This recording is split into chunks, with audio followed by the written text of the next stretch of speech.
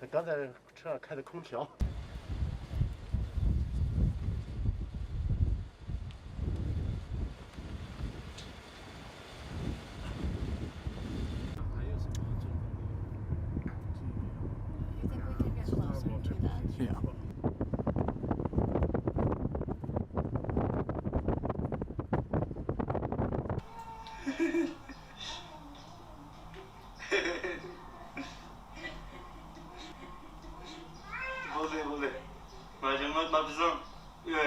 All of my family members not religious, and we always follow the rule of the government, and we always try our best to become a good citizen of China.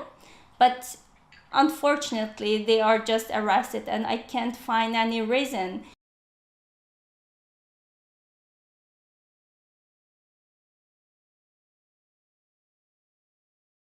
It's a total lie, and they just try to whitewash their crime, and they just release some people, and they give a long-term prison sentence for most of the people, like my parents and brothers.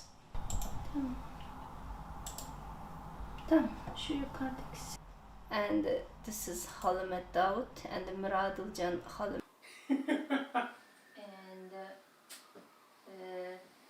Encourage Uyghurs kids to learn that language, and because of we are just sitting and first, I don't think he is very religious and some kind of threatened to society with religious activity.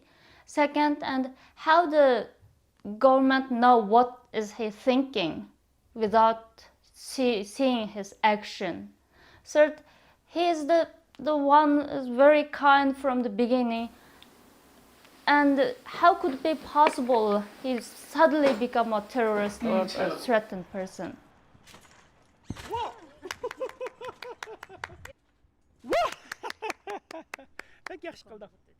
I couldn't sleep several days after I saw it, and I didn't share it at once. I was thinking, what should I do with it? What should I do with it? How can I save them, and how can I tell their story, and how can I make this big event? But unfortunately, I contacted about 30 people from my county. I contacted about 30 people. Only 11 of them agreed to talk, agreed to tell about their relatives and family members. I believe we will meet them one day. We will meet our family members one day. And then we should say that I tried. Yes, I couldn't save you. But when I was outside, I tried everything I can. 他们是新疆大学历史学院副教授埃克拜尔尼亚兹。